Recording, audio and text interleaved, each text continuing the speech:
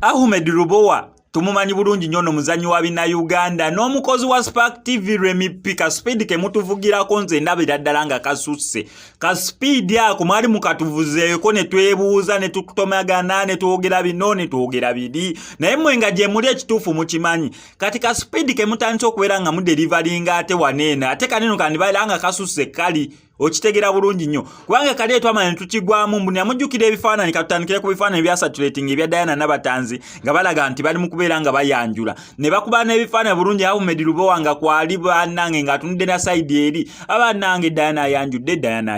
Diana abamwanjudde lwasa musajja wattu n'avaayo n'agamba wa nerebyo it will end in tears oyo mwana muwala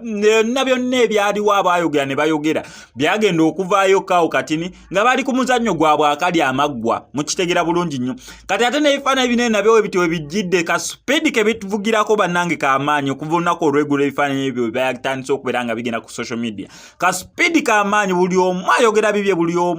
bibye ekyasinza okunsanyusa waliwo n'omuntu omu yakomenti nze n'agamba Ahmed Lubowa ate ng'afaananyeemu omwana wa Remy P n'eŋŋamba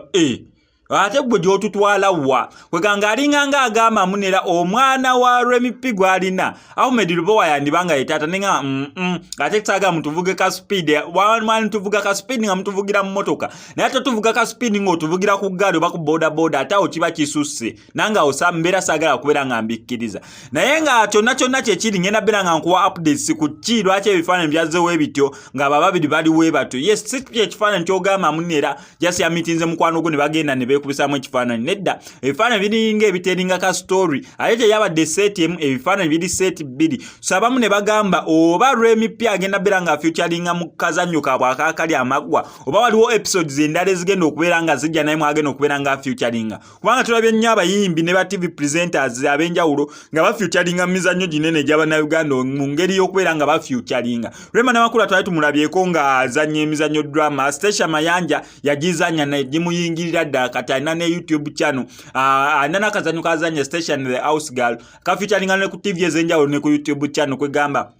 negundi atandikiriza mpola watyo bamuyita Baby Samusha and Mary Butter naye kwegamba nenge gye bagenda ba blendinga in muntu acting so yandibeeranga either agenda featuringa mu muzannyo ogumu oba agenda featuringa mu akali amagwa kennyini simanyi naye byonna byonna kyekiri ngenda biranga nkikuwaako updates naddala nga nfunye details entuufu ku kye kigenda mu maaso wakati wa Ahmed Lubowa wamu ne Remy P. Ate nammwe ba SMX Media subscribers awansi mu comments musobola okumbuulira amazima kubanga mu oluusi mubeera mugamanyi n'ongamba SMX kino kiriwo ekinawe ekiti kubanga wamunnange oyinza okwekanga nga yakubye ebyo ebifaananyi SMX Media subscriber wano nangamba nedda SMX ebifaananyi nabikubye naye we nabadde mubikuba babadde bali ku kino na kino nga baagala kino na kino musobola okumbulira wansi mu comment section n'ennamba yange ya WhatsApp nayo kweri amanye ndebozi sigadde nze mu SMX representing straight out SMX Media ngenda kusaba mbyo subscribing ano ko SMX Media tujja kubanga missing updates naddala ngazi ne mu SMX I sign out.